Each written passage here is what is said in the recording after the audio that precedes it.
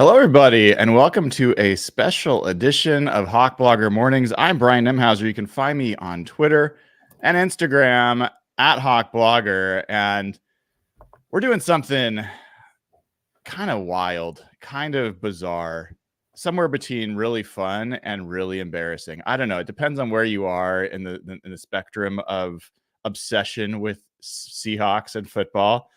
But we today are going to do a mock draft of the NFC West. We're going to draft 4 different teams, and the only players that you have to choose from, that we have to choose from, are the rosters of the 4 teams in the NFC West. And so with that, we have 4 general managers who are going to be introduced today, who are going to be picking their rosters. And we're going to go 6 rounds. At least that's the idea. 48 players. Each of us will have a set of players, 2 picks per round at the end of that. And then we'll get to see who we ended up with, which team we liked better, what the draft philosophy was. We are going to factor into it contract, age, injury, position value, all sorts of stuff. Because you know what better way to spend a rainy Seattle afternoon with the atmospheric river bearing down on us than drafting with the NFC West. Let me bring in the crew. And after I do, I want to help me remember, you can play along with us if you are a patron or a YouTube member, and I'll show you how to do that just in a second. But let me bring in the crew. General manager number 1 with the first overall pick in this year's draft, Rob Staton of Seahawks Draft Blog. How you doing, Rob? I'm doing great, and the weather here is amazing, by the way. So I'm very sorry that it's raining in Seattle. Well, but how like what's the weather right now at like 2 a.m. for you? So the weather right now is clear and 15 degrees our way of doing things. So that's pretty good. All right. Still You probably could better than walk, what we got. You could walk the dogs in this, so it's fine. So Rob Staton will have the first pick in the draft. We'll come back and talk to Rob a little bit because all of us went through and did prep for this. Otherwise, it would be agonizingly slow to go through and make a decision in each pick. So we all have our own big boards that we've come up with for this. With the second pick in the draft, C-Mike spin move himself, Griff Sturgeon. How are you doing, Griff? I'm doing well. A little underprepared, I think, but I'm with it. I'm together. So, I think there's no such thing as being underprepared. There's only the level of preparation necessary to say a name at the point. And boom. Let's face it, the 4 of us could have done absolutely no prep, and the level of obsession we've all dedicated to the Seahawks over the years would have meant we probably still are more prepared than most people should be for this kind of process. So eager to hear your picks, Griff, here in a bit. And then I have the 3rd pick. You guys know me. 4th pick, but we're doing snake style. So Jeff, in some ways, gets a very advantageous pick. He'll get back-to-back picks through various parts of this draft. Jeff Simmons at Real Jeff Simmons on Twitter. Jeff, how are you doing? I'm good, man. Griff, I get where you're coming from for sure. I started looking at these depth charts the other day, and I think you'll be better than you think. The one thing I'm curious where you guys were, I'm like, I made my big board and like, I don't like a lot of the Cardinals. that was my one takeaway from my. It's like a lot of these guys, like basically their entire defense. Like it was hard to find people to put on. I don't want to spoil anything, but so I think you'll be okay, Griff. I think you'll be good. All right. Yeah, I honestly didn't know where to start on this when I started coming up with like how to do a rankings, and I don't know about you guys, but it gave me like just a little tiny, like the fractional glimpse of what the real GMs go through to come up with, like when you've got real players and real decisions and real things that matter. I mean, I know my philosophy about how I want to build a team, but then you get into it and you look at these names and you're trying to decide between some of these elite players and you're like, well, that's not the position I really want to draft, but it's also like that guy is extremely good and why wouldn't I pick him? So, was interesting kind of going through that. Before we do a quick go around on just kind of any other prep notes. Let me tell folks, if you are a club level or suite level YouTube member, or you are a patron at any level, you can look in the community tab on YouTube or in patreon.com/hawkblogger. There's a post with a link to a spreadsheet called NFC West Draft Play Along. And there are 4 sheets in there, one each for each of the GMs that you see on here. And so you can pick which one you want to replace. You can fire one of us and take our place, duplicate the sheet. And if you'd like to, you can draft at our position along the way. And the nice thing is, if you're watching this after when we do it or during, you can also pause. So when it gets to your pick, you can put a little thought into it since you didn't have a chance to prep, and then continue watching along the way. So if you'd like to play along and do your own NFC West draft, go ahead and check the community tab on the YouTube channel or go to patreon.com/hawkblogger, either one, and you can do it with us. All right. I don't know. I think we're ready to get going. Are you guys ready for this? I see some fear in eyes there. I'm ready. Oh, yeah, ready. Let's go. Okay. Let's do it. All right. So let's go over some ground rules real quick. I'll share the sheet here, the draft sheet. We're not going to do timed picks. I will harass you or myself if we're taking too long with making a choice, but if you need a little bit of time, especially as we get further into it, to look at your board, to do a quick review of a couple things, make a decision, that's fine. And then generally speaking, we will probably make some comments along the way, certainly react as picks get made, but we'll try to stop at the end of each round and kind of review what picks were made, anything that surprised us, any thoughts that went into it, and then keep going. So I'll try to keep it going at a reasonable clip, but at the same time, part of the fun is to react to some of these choices and figure out why people did what they did. With that, Rob Staton of the Rob Staton Seahawks is on the clock. Do you need time to make this choice, Rob? Are you ready to enter the name of the first overall selection in the NFC West 2024 NFC West mock draft? Yeah, I'm not going to make you all wait 10 minutes like the NFL. But I'll just say the name because I think it's obvious. But I wonder what you guys would have done if you wouldn't mind telling me. I'm going to take Nick Bosa. I thought it was the obvious pick. I think he's the best player in the NFC West, and he's at a great age for what we're doing. So I thought it was pretty much a no-brainer. But I'm interested to know what you would have done. Griff, if you had that pick. Yeah, Bosa would have been one of the 3 guys that were circling in my mind. It was either going to be him. I was thinking quarterback, but I feel like the quarterbacks in the NFC West, combining all of the factors, they don't distance themselves from each other, like age, contract, and just play style wise, all 3 variables, or playability. So I mean, either Bosa, maybe, Byron Murphy makes a lot of sense. Devin Witherspoon makes a lot of sense because of the youth and the talent. But so who I'm going to go here, though, for pick number 2 is Marvin Harrison Jr. I think he'll end up being the best receiver in the division soon if we have a 3-year outlook here. There's a lot of really good receivers in this division too. But I'm going Marvin Harrison Jr. I think he's AJ Green incarnate. So, well, it's a fun way to kind of do it because honestly, to answer your question, Rob, I didn't want to really say until I got to my pick there, but Marvin Harrison Jr. would have been my pick, most likely, if I had top overall pick. I think in terms of contract value, performance versus value, where he is in his, a 5-year contract, control, potentially one of the best receivers to ever play the game, and where receivers are going for money-wise right now. It would have been a very reluctant first pick because I really don't like going receiver to build my team. So that was the thing that it would have given me some pause if it was me. Jeff, you want to? Well, actually, I'll get to you in a second because I will tell you my first overall pick is Byron Murphy.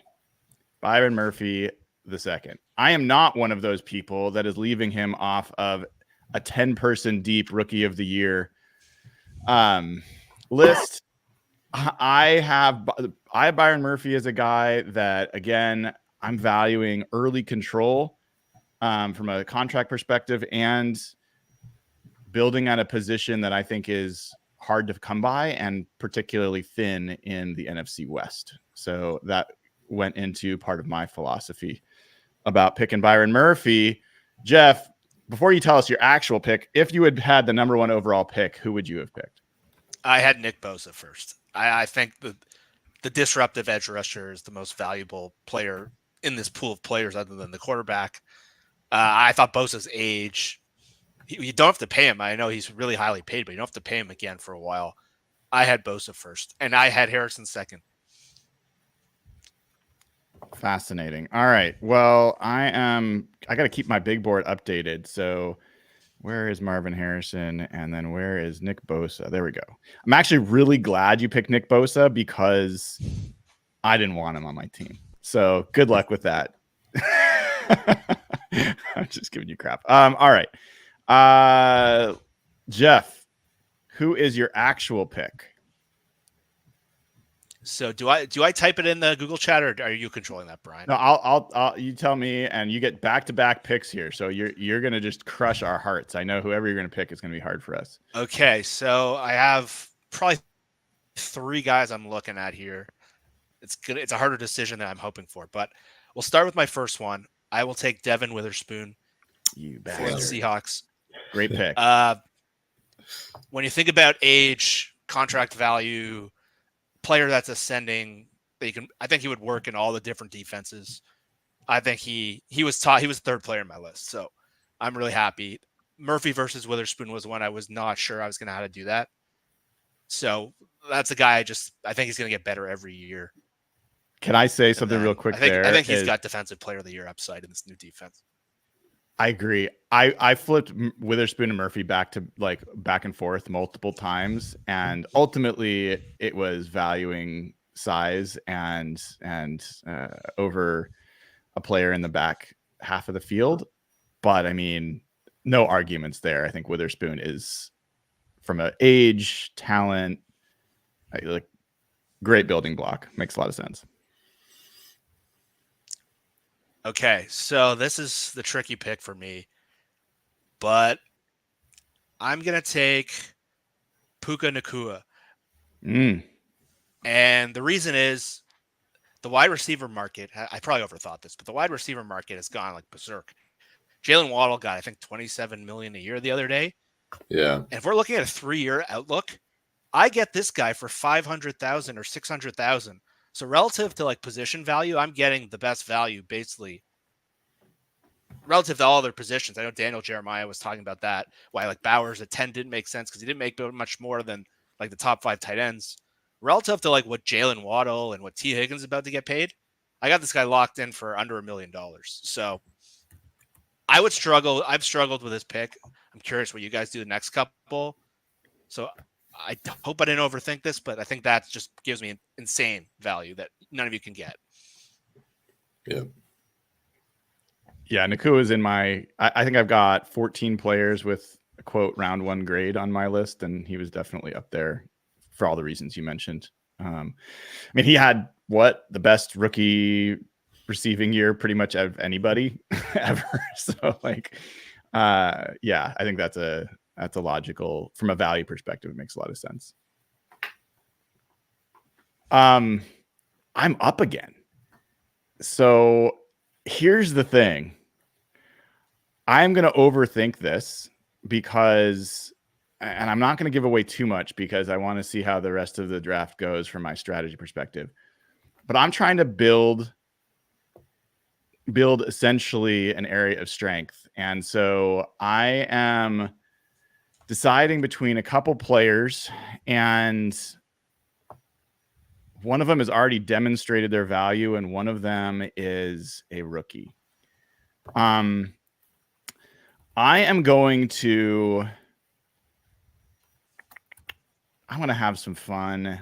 No, I'm going to wait a little bit. I think this guy will last. I'm going to pick another defensive tackle. I'm picking Kobe Turner here as to pair up with Byron Murphy to have the best defensive tackle crew in this division.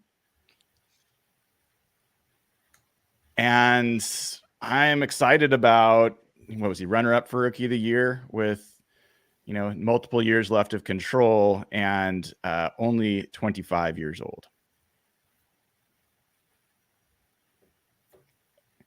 Thoughts on that? That's got to be the first surprise pick, I would guess, so far. I see the vision behind it. I definitely see the vision behind it. It does come as a surprise. I think you're definitely building a really strong unit inside. I do wonder about value, but like you're gunning for it, and you're really cheap at the defensive tackle position too, with 2 rookie contracts. So I definitely see it. Griff, you are up. Right. I'm up.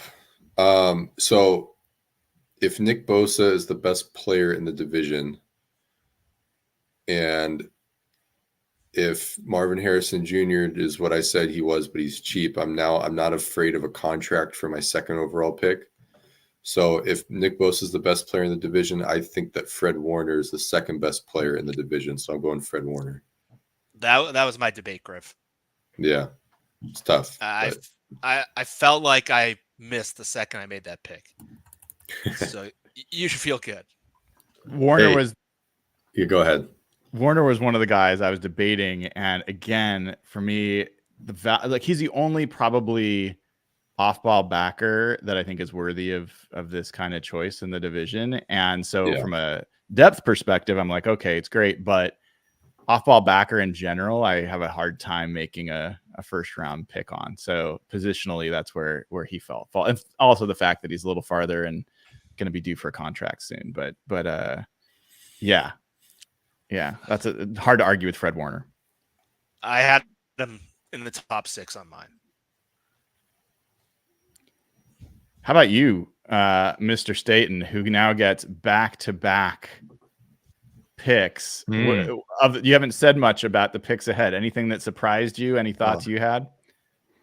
I don't want to give anything away. No, I think it's interesting. I think it's interesting. You guys clearly going for youth. I like the fact that you are thinking about sort of the value of contracts. I'm going to go with a slightly different philosophy, and I'm going to build the best team. I think, although we'll see. So for that reason, with this pick, I am going to take one of probably my top 5 non-Seahawks players over the last decade, which is Trent Williams. Wow. I just want to hit people in the face with Trent Williams. I know he's an old guy, but listen, at the end of the next season, I will just say, Trent, what do I need to do? I'll drive you to work every day. I'll pay for you to go to the Bahamas. Whatever you need. Come back next year, and then I'll do it again the following year, and hope that I can get 3 years out of him. Before you go to the next one, there's a fascinating pick because, for my money, Trent Williams is the best player in the division. I don't think it's actually close. I think he's better than Nick Bosa. I would rather have him on my team to build around than Nick Bosa. But I was really looking at him as a 36-year-old guy who may be literally in the last year he plays. You never know. He's talked about retirement. So that was the thing that held it back for me. But there's no argument that your team, as it's starting now, is better equipped to win right now than the other teams we're building so far. And for that reason, I'm going to take Christian McCaffrey next, because I just think he is. It's not a value position for a lot of people, but if you need somebody who's going to put points on the board, if you want somebody who can do a lot of different things, and I think at times last year, look, I'm not comparing him to Marshawn Lynch, but there were games where the Niners weren't doing anything and they couldn't get into a flow, and they turned to him. And that reminded me of when Seattle was in like 2014. They had games where they were just a bit messy early on, and then after halftime, they turned to Christian McCaffrey, and the game quickly went in their favor. I don't, like I say, very different players, but an impact player. He's 27 years old. He turns 28 in, I think, about 5 days. I think I can get at least 3 years out of that. So I'm taking Christian McCaffrey. Jeff, Griff, any thoughts on those two picks from from No, Rob. I see it. There's a clear theme there. I see it from Rob there. It's you got the tackle and the running back. You're smashing teams over the head with the sledgehammer. I get it. And Brian, when you tweet out the rosters at the end, Rob's is going to look so ridiculous compared to ours because they don't know the rules. It's like he got Bosa and Trent Williams and McCaffrey. We're going to look like idiots compared to it. Well, I'll make sure to keep it off of analytics Twitter because they will have questions with the McCaffrey pick there high in the second round. Okay. Yeah, I mean I think we have to change it from the Rob Staton Seahawks to the Rob Staton 49ers. Is the way it's starting to look. So noted. Griff, you are up, my man. Okay, so I'm getting all my money's worth out of Marvin Harrison Jr. I'm going with who I think is the best quarterback in the division. I'm not afraid of his age. I'm going to hold him at gunpoint and say, you're not allowed to get hurt. I'm taking Matthew Stafford. Oh, as much as I love Geno, I think Stafford's like top 5, top 6 quarterback. So he is slinging it to Harrison Jr. So that's the first quarterback off the board with the 10th pick in the draft is pretty fascinating just from a general team building perspective. I think we all probably came to some same conclusion about quarterbacks here. You worry at all about his age, 36? You know, how do you balance that with Marvin Harrison being a young guy? Right. I mean, if he can avoid whatever's going on with his elbow, whether like that 10-9 is flaring back up again. I mean, I thought last year he ended the season really strong. Stafford did talent-wise. I mean, the arm is all still there. And so I don't know. I'm taking that risk. I'm taking the age risk, I suppose. But it's a clear drawback, right? It's a clear con if you list out the pros and cons. So, all right. Sorry, I'm trying to keep my board updated and keep up with what's going on here. All right. So I've got my 2 defensive tackles, and now I am going to add some edge rush to this mix. So kind of going back and forth on which way I wanted to go here, but I am going to go with I'm going to go with Jared Verse here. Yeah.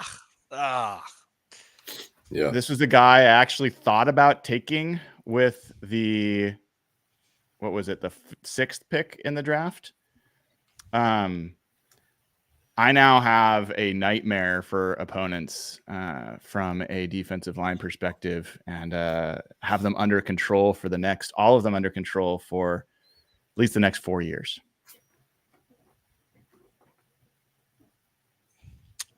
Damn, that hurt, Jeff, huh? Were you going to pick him? One of the no, that was my pick. I had it lined up. Literally the last 2 guys were who I queued up.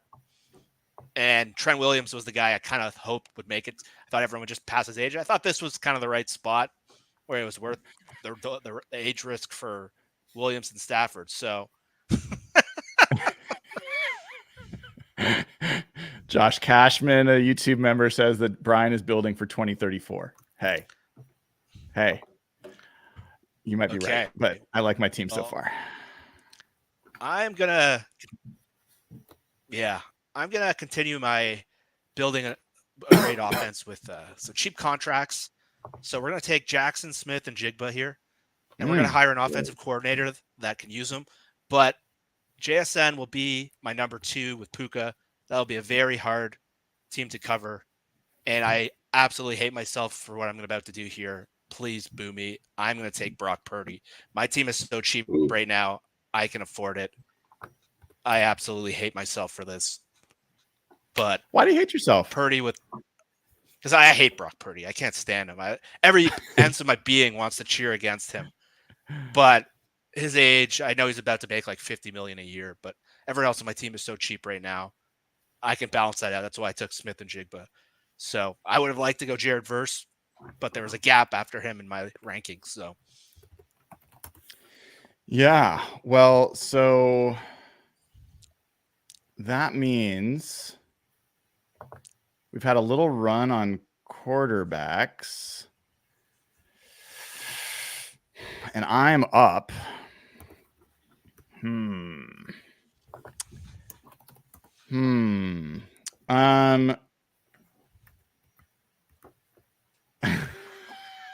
This is a tough one. I know where I think I want to go.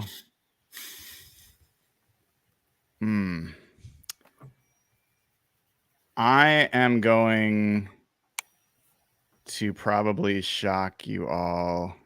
Ugh, this is so tough. I got to go with my board. I am going to take the player who I think is the best receiver in the whole. Well, maybe other than Marvin Harrison, I'm going to take Brandon Ayuk. Yep. And I'm hesitating even as I'm writing the name down, but I'm doing it. Brandon Ayuk is on my team. Griff, you're back up. All right. This is tough. I don't know if I want to go. I'm going defense here. I think the best remaining defensive tackles, Leonard Williams, but then he and Hargrave are really close. I probably shouldn't be saying that out loud. You know what? I'm going to I'm going to bank on a Tariq Woolen resurrection, him coming full circle, because I think the talent gap between him and the next group of guys, there's a bit of a cliff. So I'm going to get a little risky and bank on Tariq Woolen returning to his kind of rookie year form. I think there's blue chip potential there. Interesting choice. Rob, fortunate man, up here with back-to-back picks again. I'm so jealous of you guys with your back-to-back picks. I almost want to reach through the video here and strangle you both for your back-to-back pick potentials. But that's how the random number generator rolled it out. So, Rob, last pick of the second round. Who are you going with? I am going to take Leonard Williams to play next to Nick Bosa. Cause some problems up front. Interesting. Before you pick your next pick, that is through 2 rounds, we've had 5 Seahawks, 5 of the top 16 players. We've had 6 49ers, 4 Rams, and 1 Cardinal player. Sounds about right. Interesting. The Seahawks have more players than Rams so far, but it is what it is. All right. Well, you're about to add another one because I'm going to take DK Metcalf here. Another Seahawk. Is there a salary cap? Rob is going to be way over the salary cap. You know, like he gets to flaunt the fact that we don't have any hard cap to really hold him to. So pay the luxury. Who's the Saints GM? He's my GM. I've appointed him. Oh man. All right, Griff, you're back up. Okay, so I'm gonna go Hargrave because I think there's another drop off inside. So I'm gonna go Hargrave and get some pass rush up front. And that comes back to me. So let me update my board here for a sec. I'm gonna need a second here because I got to make a couple decisions. So Metcalf and Hargrave are gone. I'm going to be the first one to make you all wait for a second while I look, because I want to look at depth at a few different positions. And I have to quickly strum through my list. So, yeah. There is a position that is very thin. Couple positions that are somewhat thin.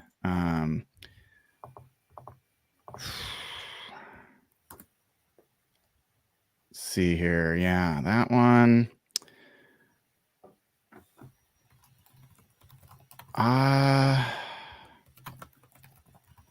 Yeah. All right. I feel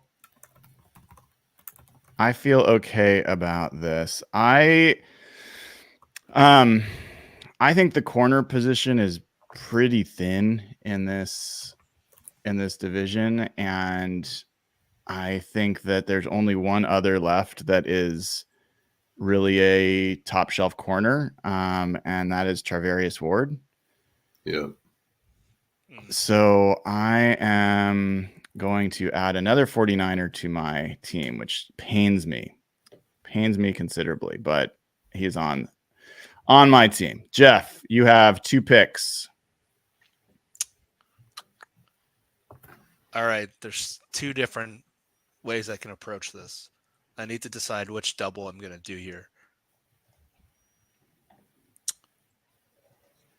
All right, the defensive linemen are starting to fizzle a little bit. So I'm gonna take 2 of them. I'm gonna take Byron Young from the Rams. I want you to know that you just all like swipe my entire draft board, like one by one there. Like it's like, okay, maybe I'll get Williams and Hargrave. My Smith and Jigba pick might have been a mistake, but we'll see. And then I will go with Boye Mafe. I'm gonna double up. He's taking a jump this year. The defensive end group looks a little weak. I don't have any defensive linemen, so I'll build 2 okay pass rushers and 2 ascending players. Although Byron Young's kind of old. Keep my team in a really low-cost mode for now, so we can splash later in this draft. Yeah, Byron Young was just a rookie last year, right? But he's 26. Yeah. A lot of I remember when he came in for a visit with the Seahawks last year, a lot of the analytics types were very unhappy. And then he came out and he was awesome. But yeah, he was a 25-year-old rookie. I can't argue with the Mafe pick. He was my 3rd ranked, edge player in the division. And he still is ascending, like he's mid-ascension right now. So yeah, I think that's a good pick. Theme. That's kind of the theme with my team right now. Yeah. Okay. I'm up again, and if you're not picking up already how I'm assembling my team, I'm trying to create something that's strong, and I'm going to start building here. I got to keep going with guys that for me had 1st round grades.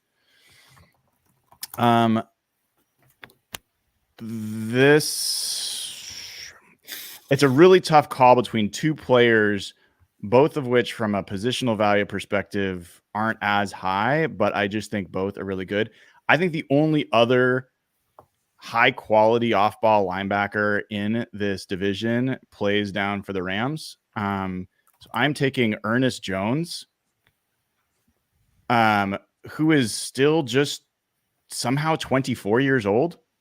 Wow. And really, wow. He seems like he's like 29 or 30, but at least what's on there, what's listed there, he's 24. And so he is going to help complete the next level of my defense from the Rams.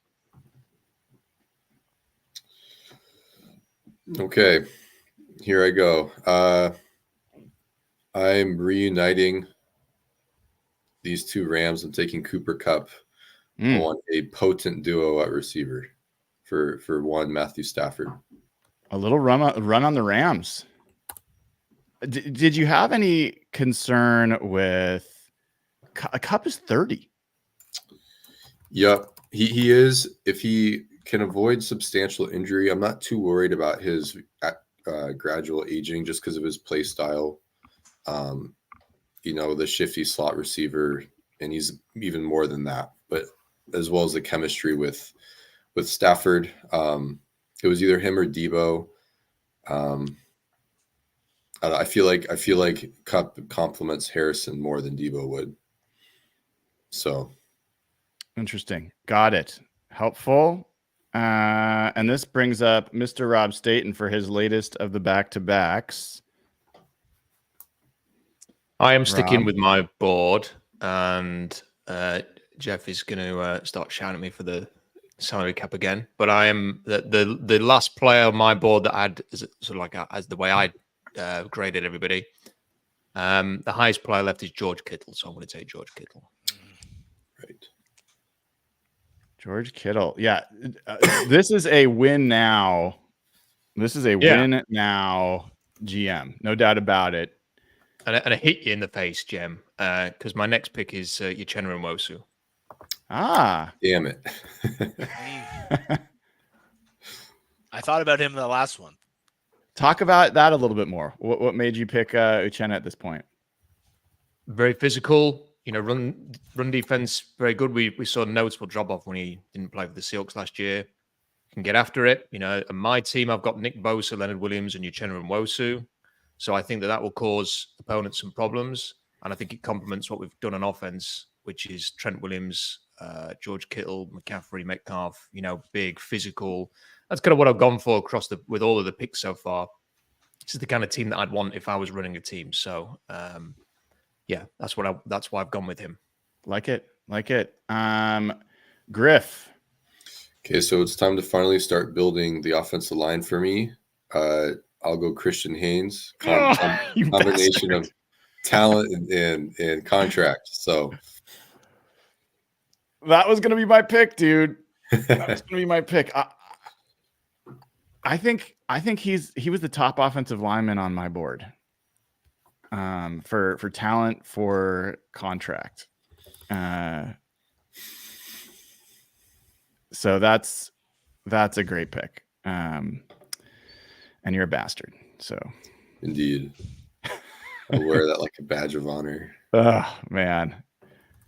It's really hard to keep saying, a team's got to draft offensive line and then go 4 rounds of a draft without drafting an offensive lineman.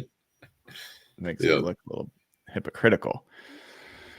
Also, I'm back up and I am going to take another guy that I've got as still a first round overall grade. I'm going to take Talanoa Hufanga. He is coming off injury, but I think he is the best safety in this division. Plays the way I like the division to be played, or the position to be played, and gives me now an all-pro at every level of the defense. Love that pick. Thank you. Yeah, he was high on my board. So his positional value is tough. I already have 2 super cheap receivers. I have JSN. I have Puka Nacua, so I can afford to roll the dice a little bit. I'm going to take Deebo Samuel and build a 3-headed monster of varying skill sets. Deebo, JSN, Puka, they can all do totally different things, and we can afford the risk like that. Now, this is a trickier one. Griffin definitely got me a little nervous. I'm going to take Steve Avila. Take Steve Avila, he can play guard, he can play center, he's young, he's ascending. Him and Haynes was a tough call for me. You made that easy for me, Griff. I wasn't sure what I would do if both were there, so I'm going to take Avila. All right. Cannot argue with that. Okay. So now I've pretty much got a lot of what I was looking for on defense set.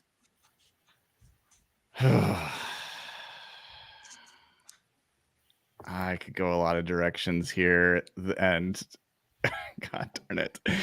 All right. So I will say that I want to build my offensive line, but the problem is that tackle is just a more valuable position, and yet I don't love the tackles in this division. I just don't. I can't bring myself to pick Charles Cross. And the guys that I think I like better are probably at guard. But I'm going to do something that is probably a little bit silly because I'm still building for the future. I'm going to take a big risk here. I'm taking Abe Lucas, who I think is the best young tackle if he's healthy. And I'm counting on Brady Henderson. If you're listening, I'm counting on your report that it is not a chronic injury and he's going to be fine. If you're wrong, I'm firing you as well as when I get canned from my GM spot. So Abe Lucas is my pick to start building that offensive line. Okay. I'm going to double dip. I'm going back to guard, and I'm taking Kevin Dotson. That was yeah.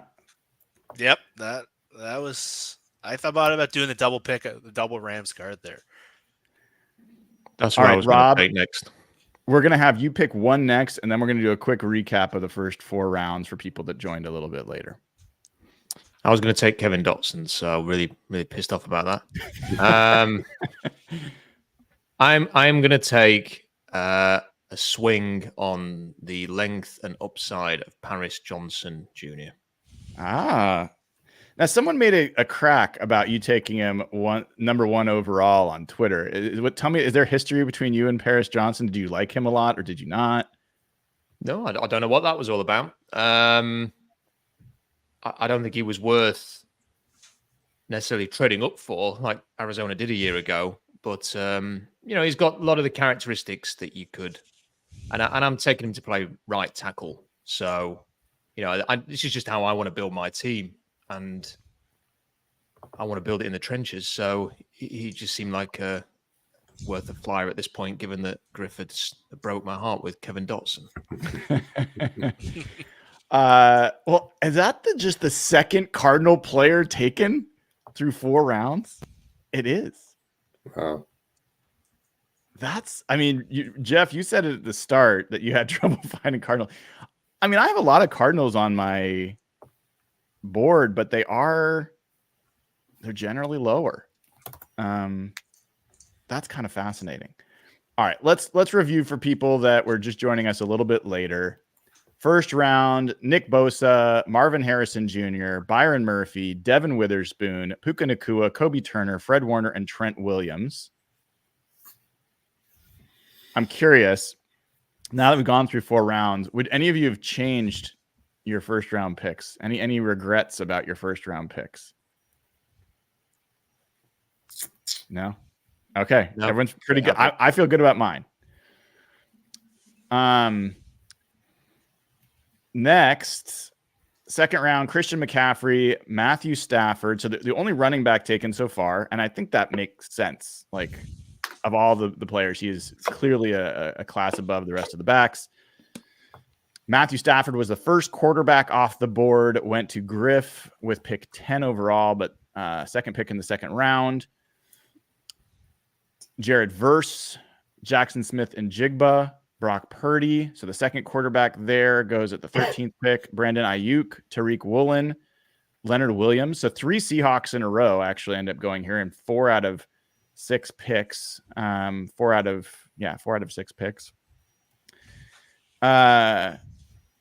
Any reactions or second thoughts on your second round approaches?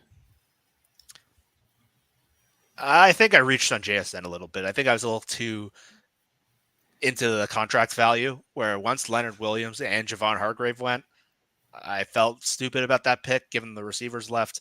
But I got 3 really good receivers in the end. But looking back, that was probably a mistake. Receivers are a pretty deep position in this division.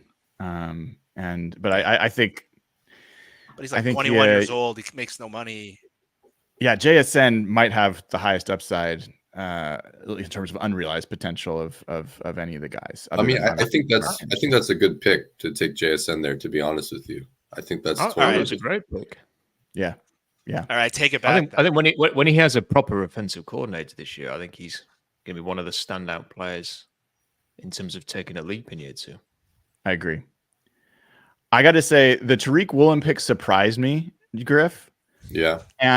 But your logic actually shook me a little bit, because I was like, oh yeah, it is a really thin cornerback division. And with that in mind, makes sense. Like, would I rather have, I'm curious for all of you, I'm going to go round robin on this. Would you rather have Tariq Woolen or Travarius Ward with their given contracts and ages on your roster? The Ward's going into his last year of his deal, so you're going to have to pay him premium dollars. But who would you guys rather have?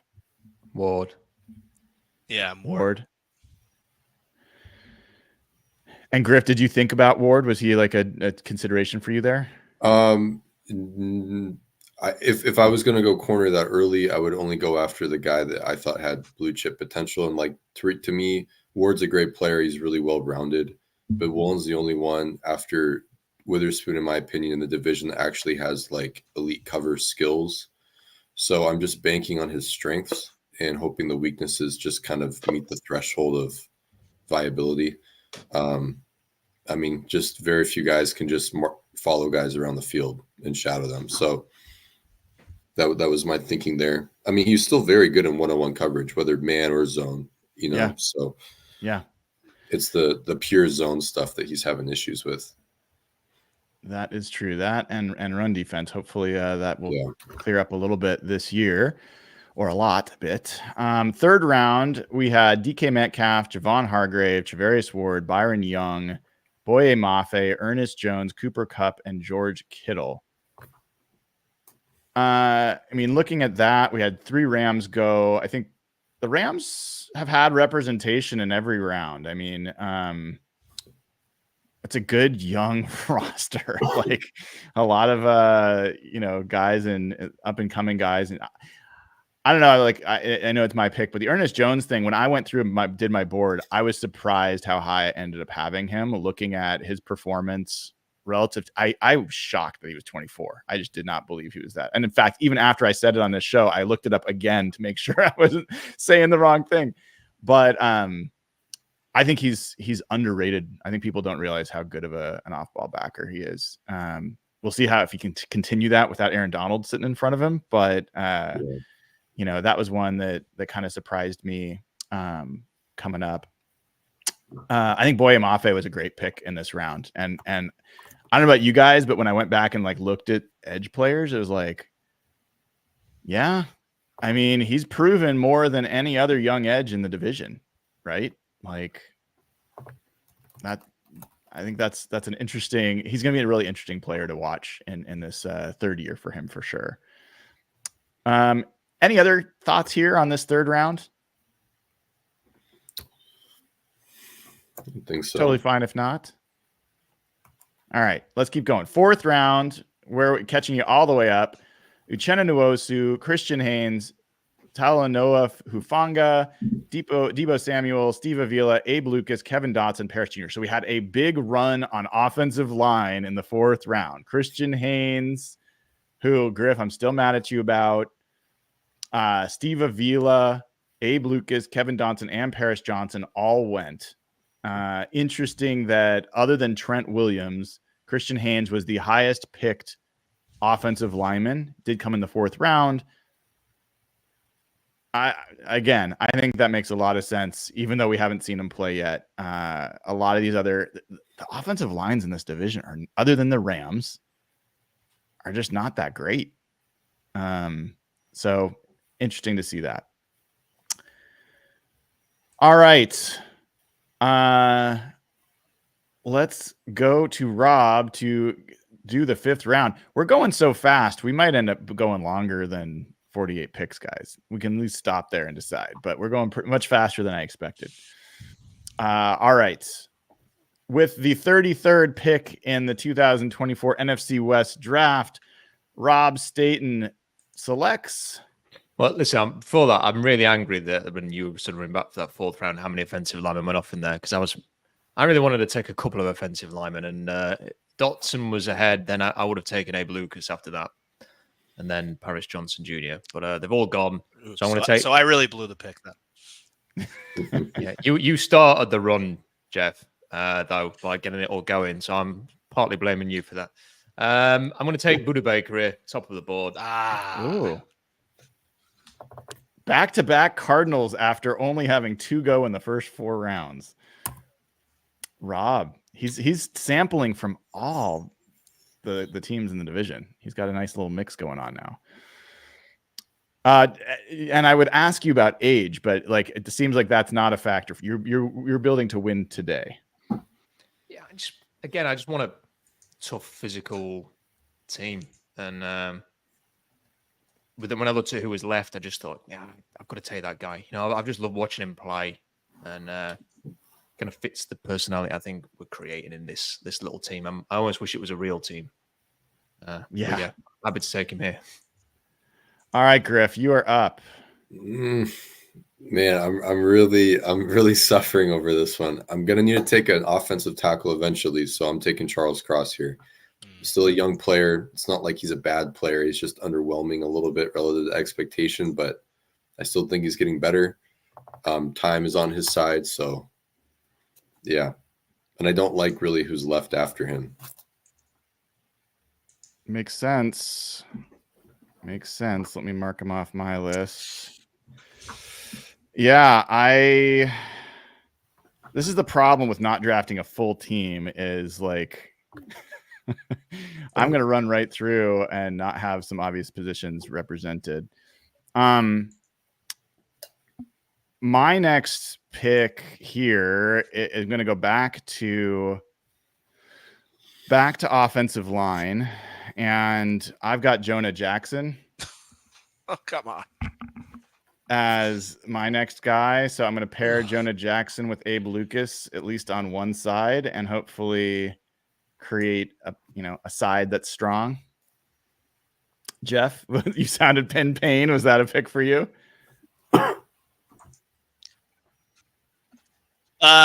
Basically like the offensive line after I took Avila, I thought about taking 2 at the last pick. And I'm like, all right, like there's all these guys left. Literally my entire board just got taken. From Lucas to Dotson to Paris Johnson to Cross to Jackson was the last one. And now it's like, I guess I was right to think maybe 2 last pick. Didn't need Deebo Samuel, but Deebo, I might be underrating how good Deebo is. Oh, sorry, did you say Deebo? Wait. Oh, I took Deebo the last round. So. Oh, yeah. Okay, sorry. I'm going to go a different direction. The positional value is not as high here. But we're going to keep building this wild offense, which kind of goes against my philosophies. We're going to take Trey McBride from the Cardinals. Dang it. That's a great pick. 24 years old. Go ahead, Griff. Yeah, go ahead. Explain your pick. He's 24 years old. He's an ascending player. He looked really good last year. People almost forget about him because Marvin Harrison's there. When they went in that little run at the end of the year, he was basically their entire passing game, and he looked awesome. He's a tough player. He's not just a receiver. I was surprised he's still available. Yeah, he is a real ascending young player. Griff, why did you sound in pain there? Just because he's like one of the few remaining like in your face upper end talents left, I think, just pure talents. And I've already taken 2 pass catchers, so I thought, no one would suspect that I would take a third one, but I just thought if I, wanted to build a monster trio, that'd be a way to go. But yeah, my offense might have trouble with spreading the ball around. We have too many guys. That might be a problem. Hey, I don't know if anyone said 49ers say that they have a problem having too many guys. I don't think so. Yeah, that's true. All right, I'm going to keep it going on the offensive line. I'm going to take Aaron Banks. Ooh. Talk about that pick, Jeff. There's just no one left. Guard. He's still a young player. He still shows some upside, but there's no one left on my board. I probably screwed that one up, but I need a second offensive lineman, or else I'm looking at like Laken Tomlinson or like Will Hernandez or yeah. I need someone there. So that's why I was crushed with those other picks. I can't have no interior offensive line after watching the Seahawks eat me alive. So Brian did not like that pick. So that's my bad. I got to admit, man, he wasn't on my board. I've got 122 players or so, and he's not on my board.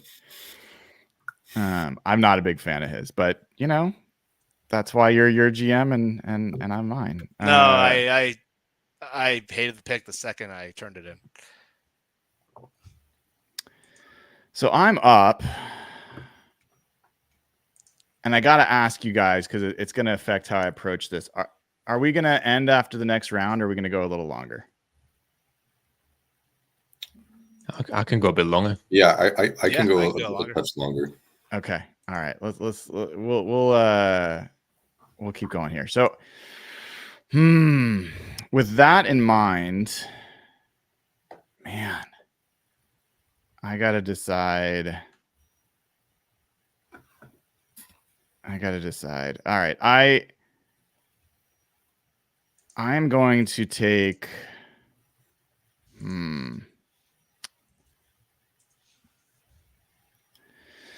Ooh, sorry guys, I'm having to think here on this one. I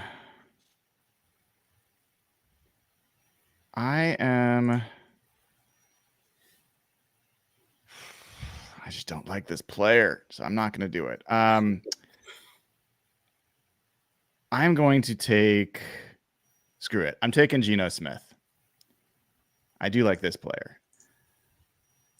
I wanted to wait, but I'm gonna add him. Geno Smith for me was right behind Brock Purdy. I have him ahead of Matt Stafford just because of age. Matt Stafford is 100% better than Geno Smith, but over 3 years, I'm not sure that that's going to be true. Yeah. All right. That's my pick. I'm going Cam Curl. He's young, 25. I think he's really well-rounded, can do a lot of different things. So I can fit other guys around him accordingly. And he's on a fairly team-friendly contract. I thought he would have signed for more. I thought he would have signed that McKinney deal, but he didn't. So I'm taking Cameron Curl. Rob, you are up. Well, just to be careful in case any of you sadists decide you want 2 quarterbacks, I will take the last one. And so I'm not left with a backup, and I'll take Kyler Murray. Can I tell you, I would have taken Sam Howell ahead of Kyler Murray. Oh, wow. I'm not even joking. That says something about me, but God, he's you got a great team, Rob. So, but I just really don't like that guy. I don't want him leading my team. And the next pick I'm going to take is, again, just to go along with the mentality that I've got and to add a bit of youth to the defensive line, I am going to take a chance on Braden Fisk's athleticism next to Leonard Williams. Wondering about that. That's your first young guy? Paris Johnson Jr. is in his second year. Yes. Okay. All right. So technically the second. Got it. All right. Griff, you're back up. Okay. Ken Walker. Whoa. Oh, that was my debate with the last pick. Yeah. I was debating Walker versus that terrible guard I took. Jeff is the most self-critical GM, man. You're gonna develop a drinking problem, as unfortunately a lot of GMs do. All right, Kenneth Walker off the board. All right, I am going to keep building the offensive line as best I can. Or am I? Am I going to take who I think is the next best player here? I'm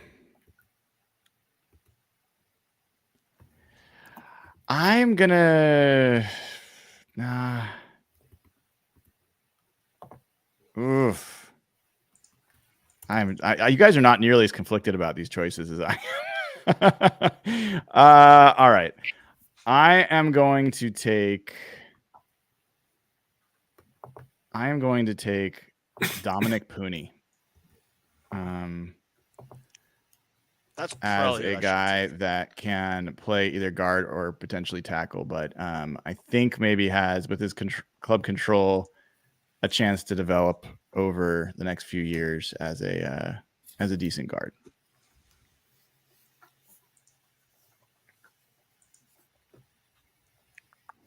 I took him over some guys that have already been playing, but I think are pretty mediocre and are proven to be mediocre. So why waste a pick? Okay, so are these my last 2, or are we still going here? No, we're going to keep going. Okay. I mean, I thought it would take us 2 hours to get through 6 rounds, and it's taken us half that time. So yeah, we can keep going. Okay. I did not like this guy in pre-draft at all for the Seahawks. But at this point in the draft, based on what I'm looking at, I'm going to take Darius Robinson from the Cardinals. I think That at this is the point, guy when I said I didn't like him. Yeah, I didn't like him as a first rounder for the Seahawks, but he's my third defensive end or maybe a defensive tackle in certain I think it's a great certain third down packages. I can put him with Mafe and Byron Young, see what hits. And yeah, I'm much more comfortable him with this spot as just picking them as my only first rounder, like the Seahawks would have to. I think that's a good pick. And then I'm going to take a bit of a risk here. This guy might miss the entire season, but I'm going to take Dre Greenlaw. Uh-huh. Smart. I think I can punt a little bit. I think next 2 years, assuming that his Achilles doesn't take down his athleticism, I think the value of him versus whoever else was left defensively, I don't think it was close. So I had to roll the dice there. I think that makes sense. All right. I've got a quick decision I've got to make here. Let me look up one thing real quick. What am I trying to find here?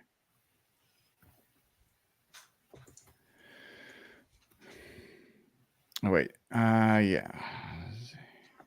Sorry. 1 second, guys.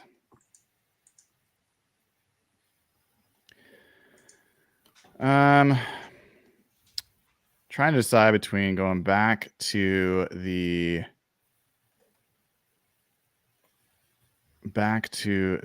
offensive line or going a different direction, keep building that defense.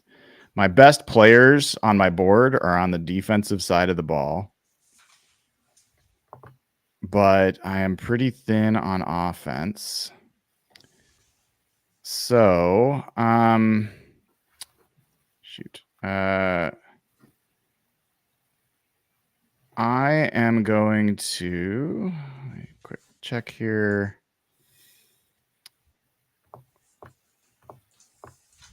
I am going to take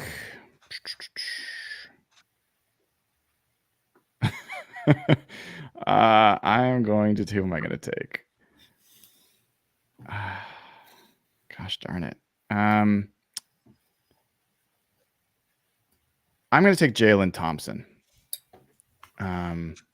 to pair with Hufanga and give me two, I think, really good safeties. Done. All right, Griff, you're back up. Okay. Man, I'm debating. All right, I'm gonna go Rob Havenstein. He's I think he's probably the second best tackle in the division right now after Trent Williams. He stays relatively healthy.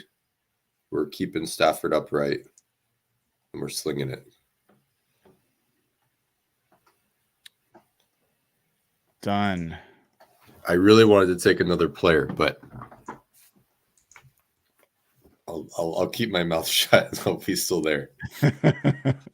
That's wise. That is wise. All right. Hold on. 7th. We're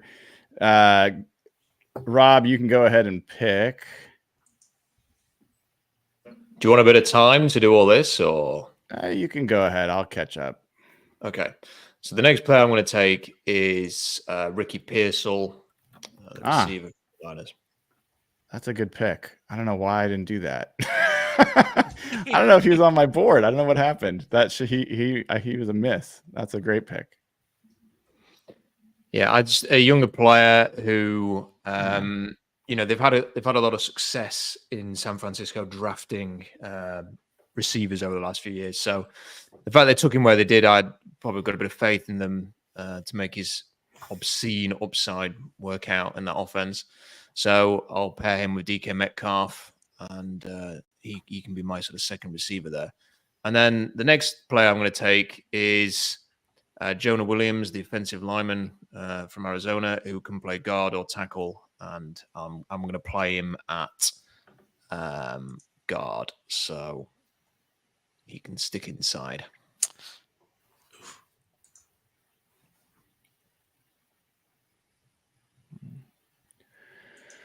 All right. Griff, you are up. I'm going to go Malik Mustafa here. I think he'll be a stud. Pair him with Cam Curl. I think we'll be set at safety behind Fred Warner. I'm really liking what I got going on in the middle of the defense. Cool. All right. You guys are all quick with this stuff. Fisk is gone. Darius Robinson is gone. I am going to take... I think I need a tackle. You took Havenstein, you bastard. I also am weak at... I can't remember if I've taken receivers. I know I took Ayuk, but I don't think I've taken any others.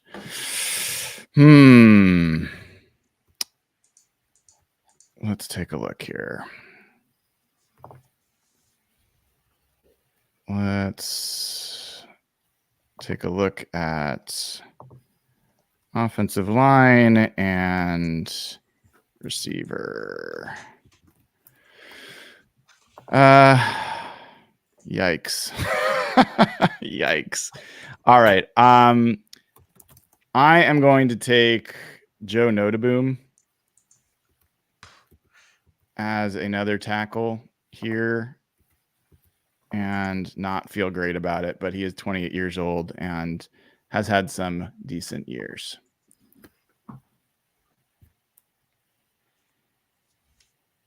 Jeff, you are up. My God, the tackle offensive line room has just been eaten alive. Yeah, it's brutal, dude. Yeah. Yeah. So I'm just gonna have to punt at this point.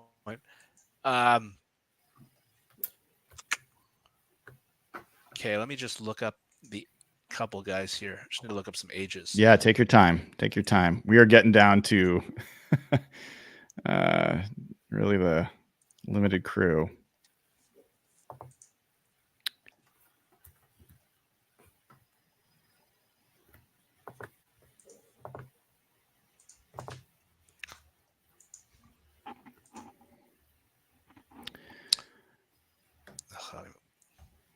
Yeah, well, as you're kind of thinking about it, Griff, was Malik Mustafa a guy that you thought at all about taking earlier? It was. I was flipping a coin between him and Havenstein. I didn't want to be out on one of the two, so I'm pretty content with how that shook out. So I had a feeling Havenstein would have gone more than I did Malik would have gone, just because of need and all of us needing O-line. So that Pearsall pick's going to haunt me, Rob. That might be my I don't know if my favorite pick of the draft, but from a value perspective, I think that's a fantastic pick at that point. Yeah, frustrating as well that he's going to get a play for the 49ers because in real life, because he's the kind of player, isn't he, that you can just imagine succeeding there. So. Mm-hmm. Yeah, he's a fun player. All right. You ready, Jeff? Yeah, I compared like 5 corners here, and I need one of them because I feel like there might be a run here. So I'm gonna go a little off the board here. I'm gonna take Trey Brown. I'm still banking on his up. I know he's only got 1 year left in his deal. Yeah, he seems surprised. I was looking at like 4 corners there. I just thought about this guy. I believe in. He's tough. I think he can play outside. He can play inside. There's a couple other corners I looked at there, but I couldn't get excited about any of them. So I'm going to take him. And then I'm going to keep building this tweener defensive line. I'm going to take Draymond Jones. Good pick. Yep. That's a solid pick. He was definitely up there on my list. Well, my team's going to be like the Mariners. We are going to not allow you to score many runs, but we are also probably not going to score many points ourselves. With that in mind, I'm going to also go defense. I'm also going to go cornerback. And there's a few different guys I was looking at. Darius Williams is a guy that, I'll say his name because, I think he's one of the better cornerbacks in the division, but he's 31. There's a couple other guys in this division that I like in that regard, but I, in the end, am going to go with Max Melton. That was who I was looking at. From the Cardinals. Just as my defense is young and rookies and under club control. So I'm trying to build a unit that can stay together long enough that we can build some of the other parts of the team. All right, Griff, you are up. I need to give Javon Hargrave a teammate, a partner in crime. So Jaron Reed, sneakily, like the second most productive nose tackle, at least one technique last year, per Next Gen Stats composite score, top 5 pressure rate among nose tackles. So I'm banking on a repeat season, which was a surprise last year. I did not think that signing would work out, but it was one thing they did that did work out. So like it. Rob, either this is the last pick or we'll do one more round. Up to you guys. I can keep going, but this is a choice we'll have to make after this pick. I am going to take Darius Williams here, so that I have a cornerback on my team. And then we're going to keep going. We good to keep going, guys? Oh, yeah. Sure, yeah. All right. I'll ask you after each round and we can decide when it's enough. Okay. Go ahead there, Rob. I'm going to take Noah Fant next. This is actually round 8. Sorry. 1 second. I will catch up with you. Will this work? All right. Noah Fant. Didn't you take George Kittle as well? Yeah. We're going to hit you in the face. We are. We're going to run the ball. Pete Carroll's nodding in agreement at this team. He's thinking, yeah, I like some of this. How do you guys feel about my conditional formatting here with the different teams? I didn't get any compliments from my amazing. I thought it was mind blowing as soon as I saw it, and I loved it. Thank you. And I just didn't say anything, but I did. I picked. That's exactly the kind of thing that I would pick up on straight away. And when I saw that the different teams were different colors, I thought, yes. Thank you. The benefits of watching the show over listening. Look at these amazing graphic design decisions. All right, Griff, you are up again at pick 58, second pick of the 8th round. I'm going to go Diamador Lenoir, 49er corner. I think he's a really solid press corner. And only 24, some roster control there. That's funny. So I knew this run of corners was coming. That's why I was studying 4 guys. They were Max Melton, Lenoir, and another corner from. But I don't know if I'd take Trey Brown over those two. It was probably the smartest move, but I like the courage of the conviction there with Trey Brown. Certainly a Trey Brown fan myself. Lenoir was up there on my board as well. Little bit lower because his height for me was just a little bit of a question, but definitely that guy. He's played pretty good, pretty well so far. All right. I need to look at the other side of the ball. And I've got to figure out what I'm going to do at receiver.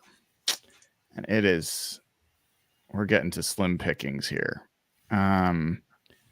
Take a quick look here. Get rid of those guys. Oof, we are down to it at the receiver spot, guys. Actually, I'm going to go a different direction. I'm going to take LJ Collier here. All right. I am going to take. I don't know. I thought you were being serious then. Hold it well. I thought about it. I am going to take deciding between two players. One of them's under longer control. One of them's a better receiver. I'm going to take Michael Wilson of the Cardinals. Not him and Brandon Ayuk, not the strongest wide receiver pairing, but it's done. The pick is in. He can play. Say more. He's just a really good player. He's a really good player, good character. Yeah. And I think somebody who, if he played for, let's say, Sean McVay, he could be a really good, really, really productive receiver. I think the thing that's probably going to let him down is he's playing in Arizona with Marvin Harrison soaking up the targets now. Okay. This is a need pick, so I'm not happy about this, but this whole position group is basically cleaned out. I'm going to take George Fant. He can play left tackle. He can play right tackle. I don't have a left or right tackle. I need a tackle. All right, George Fant. You don't that's your first tackle? Yeah, I don't have a tackle. He can be a functional. Jeff, we talk about the trenches all the time. What are you doing, man? This division is not good at tackle. No, it's not. I took Avila early and I took Banks out of need, but once like the 3 tackles went, that was my big takeaway. Like look where Brian took Joe Noteboom. It was like 10 picks ago. Like, so if you end up in like the wrong numbers for this division, there are some ugly spots. And tackle, Paris Johnson and Cross, once those guys went, I did my draft very differently because the division just doesn't have a lot of quality at tackle. Yeah, it's true. Okay. All right. So Jeff, you're back up. I'm back up. All right. We're going to make this offense full of weapons. We're going to take Tip Ryman as my second tight end. You bastard. We're going Tip Ryman and McBride. We're bringing over the Cardinals. You bastard. All right. I like that pick. I'm certainly a fan of Mr. Ryman. I don't even have a tight end on my team as of yet. So we're going to have to make a trade. We might.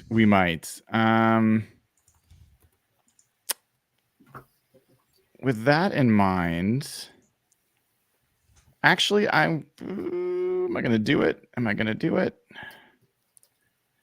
I got to take a quick look here, and we'll do this for everybody in a second, but I just want to see who I've got to this point. And you guys can ask me to do this by as well. So I've got 2 tackles and Pooney who can potentially play. I don't really have another guard. Okay. Good luck. All right. So I'm going to go guard. I'm going to take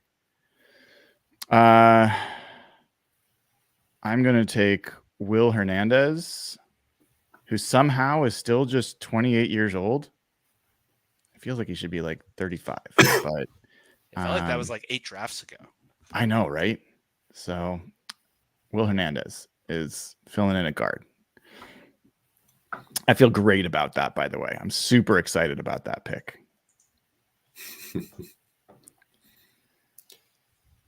All right, Griff, you are up. I actually had to double check to see if he had been taken or not. I understand the age and the contract, but I don't see him nosediving. I hold a kind of a hot take that I don't think this guy that I'm about to name really fell off last year. I think it was more circumstantial. But I'm going to add to my receiving core and take Tyler Lockett. And it's there's no salary cap, right? So no. I'm just spending money. I'm printing money. Yeah. He was on my board. I have this sneaking suspicion he's not going to play next year. So that's why, but otherwise I think it's a great value at this point. You think he's going to retire? I do. I think he's not going to be on the Seahawks after next year. And I don't think he's going to want to play somewhere else. Oh, you mean after, oh, sorry. next. I interpreted next year as next season. So. Oh no, yeah, he'll play next season. All right, Rob. Okay.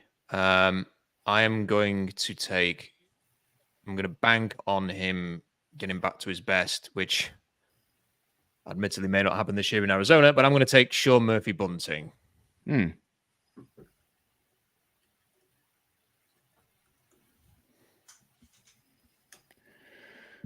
All right, guys, can we do one more round? Why don't we go for a square 10? Yeah. Okay, we might get to 10. I feel really upset about the fact that there's like a position group I have not yet nailed. And if you guys, need to bow out, I've got 69 players left on my board. So all right. I'm happy to get a 10. Okay. Whoops, this is supposed to be 9. Okay, so Rob, you are back up. You can announce your pick while I'm doing this. I am going to take. Do you want to see your team, or you got your team? No, I've written it down. Okay. I'm going to take guard John Feliciano. For the playing style of the team that I've got. Wait, do I have that spelled right? Got it here somewhere. Where is he on my list? John Feliciano. He's here somewhere. There he is. It's Feliciano. And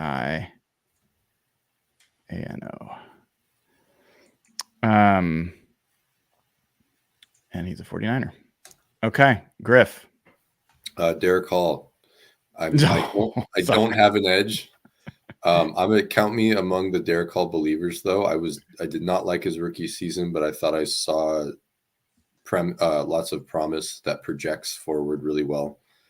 The stuff that we saw in college that I think also projects forward. So I think he'll take a leap. But also I needed an edge. So hope you're right. Yeah. I hope you're right too.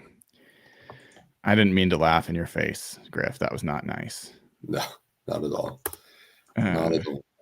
I hope that someone can clip that and just shove it right in my face at some future date. All right. I need to see my team real quick.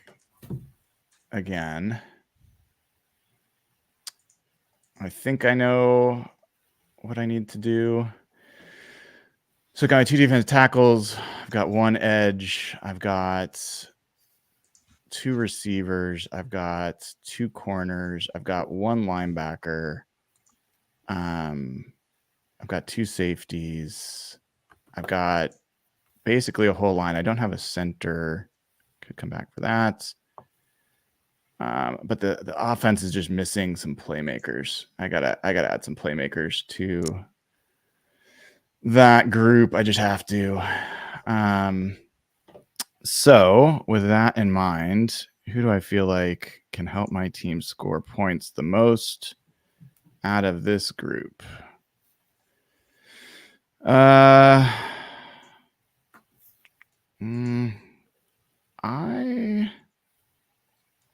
think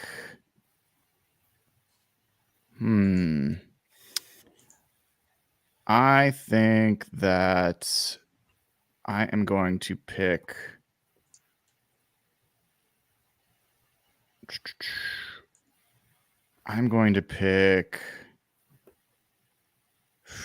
which one do I like better? I'm going to pick gosh, this is a hard one. I'm going to pick Trey Benson.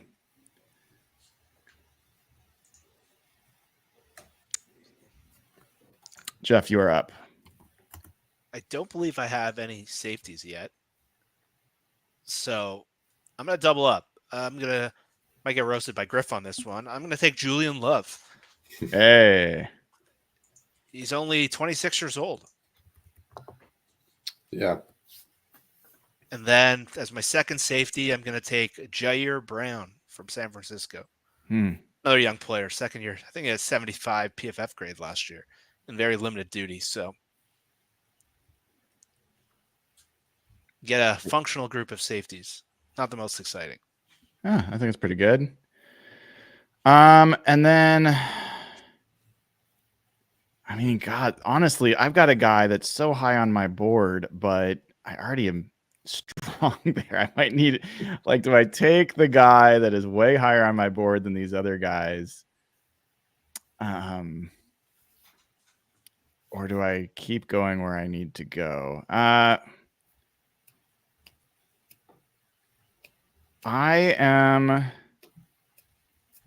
Screw it.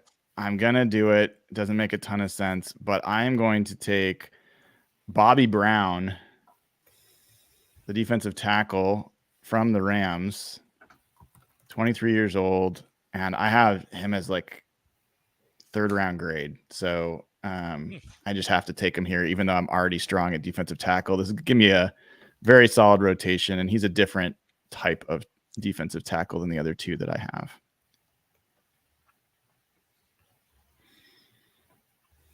All right, Griff. Okay, I'm going to take Jerome Baker, pair him with Fred Warner. I like his cover skills. I think he's firmly above average in that department, average run defender. So I kind of like my starting back 7. Yeah, for sure. All right, Rob. I was going to take him. So I will pivot and select Rayshawn Jenkins. Rayshawn Jenkins. All right, and then we were going to do one last round. This is real. This is really real. Last round. But you guys have been machines so far. So let's keep it going. Thank you for being patient while I get it set up. Who would have thought we would get through 10 rounds of this draft? I did not. Rob, you are back up.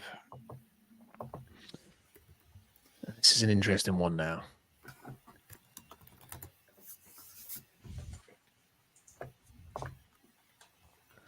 I am not going to come out of the draft without a single linebacker, so I will take Tyler Dodson. Done. Little run on Seahawks here. Griff. I need another edge. I'll take Leonard Floyd. 4 years in a row of at least 9 sacks. That's a good pick. There's a decent pressure rate. So got it. I gonna add a young tight end to my mix and take no, I'm going to take another receiver because I really do have very few playmakers. I'm going to take Jawan Jennings, who also is a great blocker. He and Ayuk. I got 2 of the 49ers receivers, and for what it's worth. Jeff, you are up. I'm going to take Malik Collins, defensive tackle. Yeah, I think he's a capable starter. And then the last round is where you should typically take this position, the last round of any draft. I'm going to take a running back. I'm going to take Kyron Williams, 23-year-old. I really went back and forth between him and Trey Benson. Yeah. I think it's a great pick.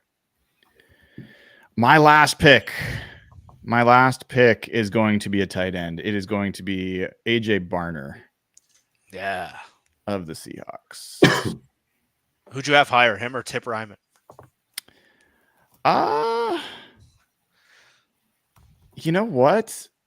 I would probably have Barner a little higher, but that's probably recency bias just because the Seahawks took him, to be fair. But I'm quite high on it. I think Barner's going to be a pretty solid player for the Seahawks. Very projectable. Ryman's more of a risk. All right, Griff. All right, I'm going to round out my offensive line. I've got 4 spots covered. I'm going to take Oluwatimi to play center. That's a good pick, actually. I think he can be a solid starting center, but, knock on wood. All right, Rob, the last pick of the draft and the first pick of the draft. Finish us off here. And we're going to talk about our teams.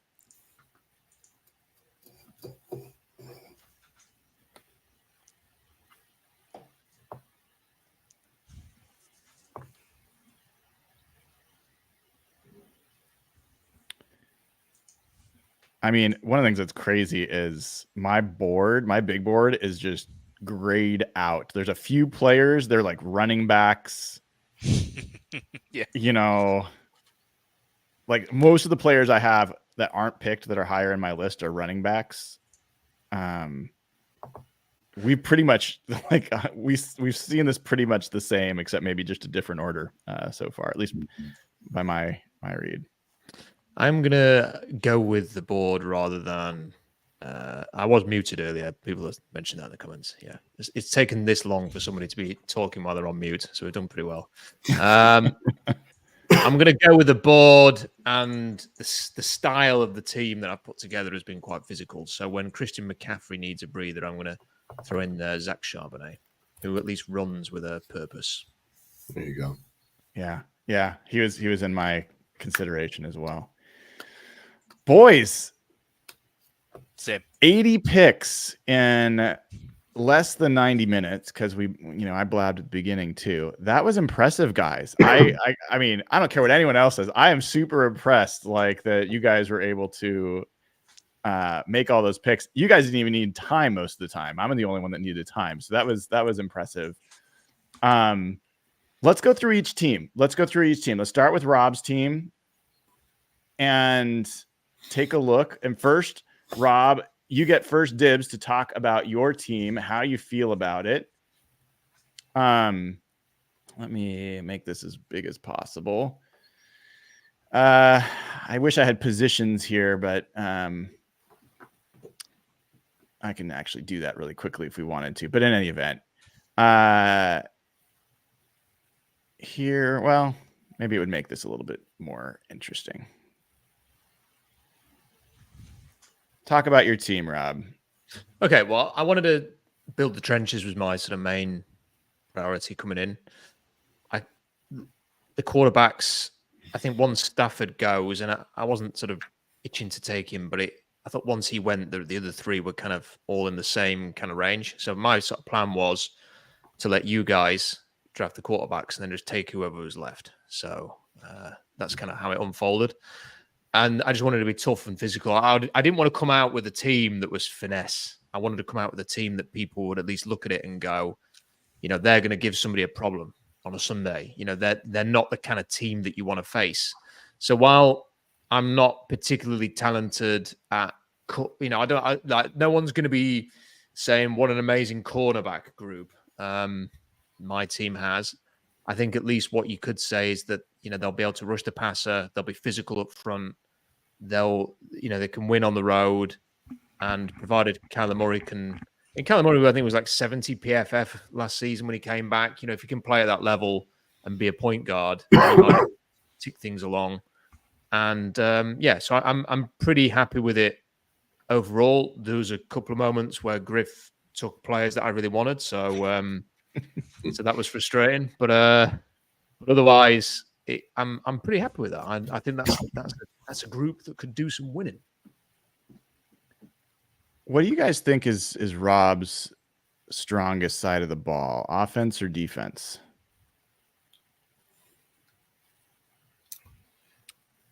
I mean, I feel like the O-line will be moving people. Yeah, I think offense. So, and then when you add Kittle in there. Mm-hmm.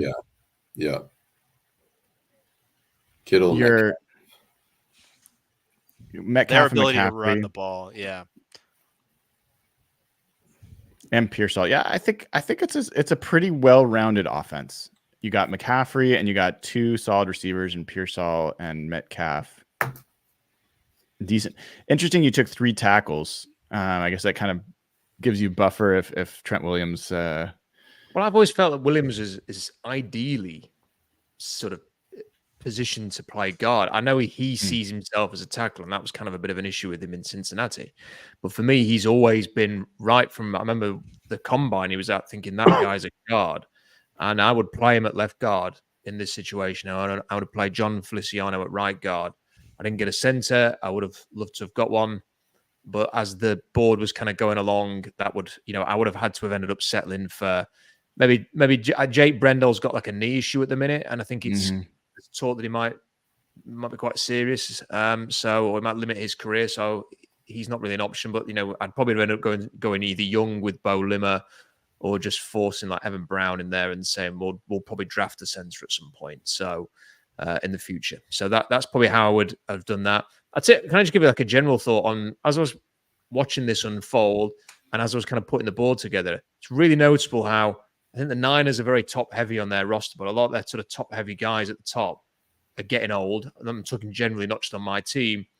And then once you've kind of got through the obvious stars that are on the Niners, they're not that much better than everybody else. Their depth is not so far and away better than the other teams. And it just makes you think, if Debo is coming towards the end, if George Kittle is, now that he's 30, is sort of over the hill of maybe his peak, if Trent Williams has only got one more year left in him, we'll see what happens. Or if his play drops off because he is getting older, really, and even Fred Warner's, he's getting on a little bit. He's not old, but he's years into his career now.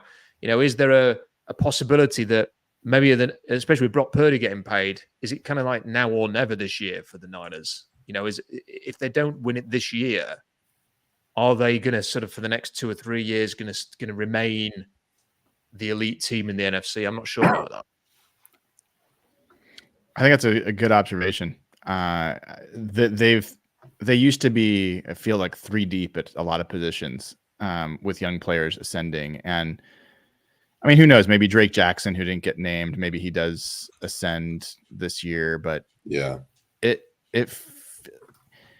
it's almost, and actually that used to be that their cornerback room was their weakest. And now it feels like there's some young guys. Like I almost picked Renardo Green as, one of my corners, but like they have some young corners that aren't necessarily great, but are pretty solid. And then their defensive line has really, the depth there has really eroded over the last couple of years.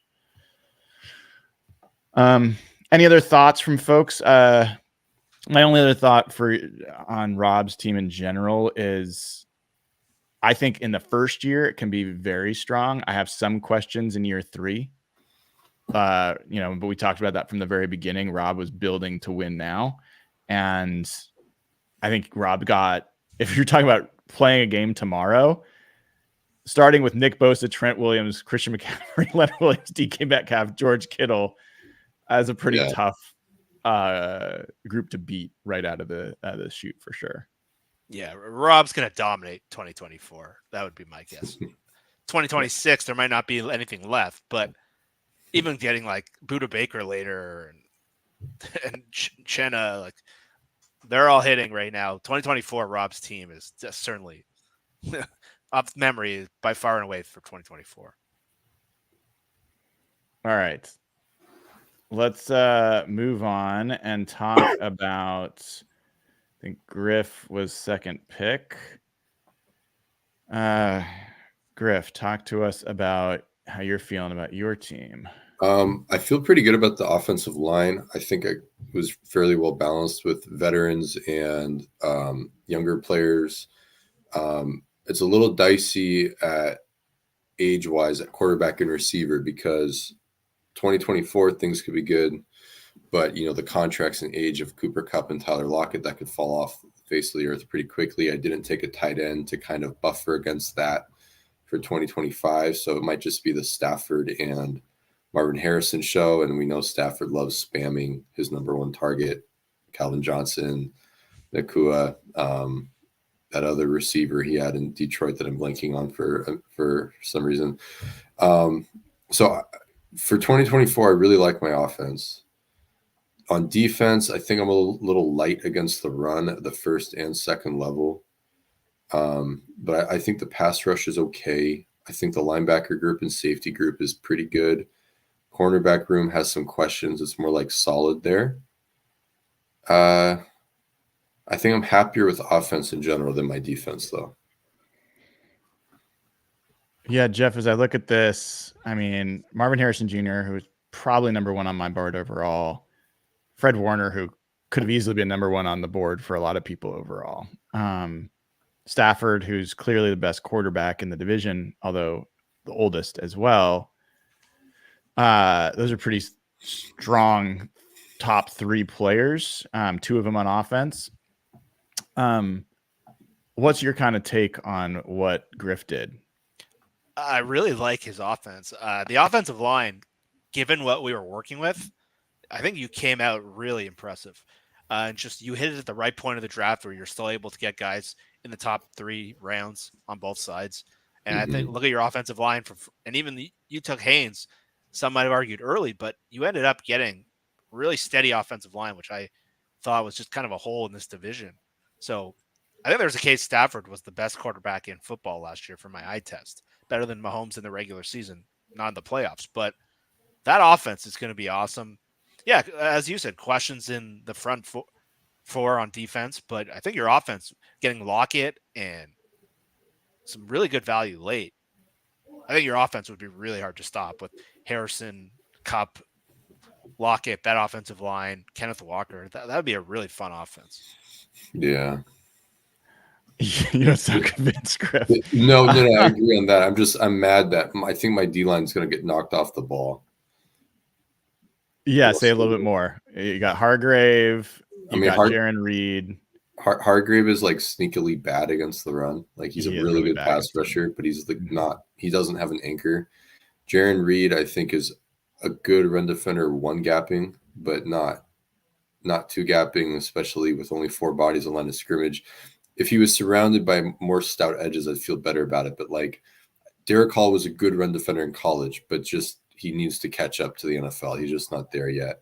Leonard Floyd is not known as a run defender. He can set an edge if he's playing wide, but he's not going to give you anything heavy up front. So they're going to get knocked off the ball. And then like Warner is a very good run defender, but you still have to keep him clean. This D-line isn't keeping him clean. Yeah. Yeah, he's a light guy. Ditto. So, but so I think my team is slanted toward the pass on both sides of the ball. So it might be a finesse team. That wasn't intentional. It just kind of shook out that way. With Ken Walker, like you might have blockers, but with Ken Walker, he's going to be more boom and bust, right? Mm-hmm. It's not sledgehammer, you know?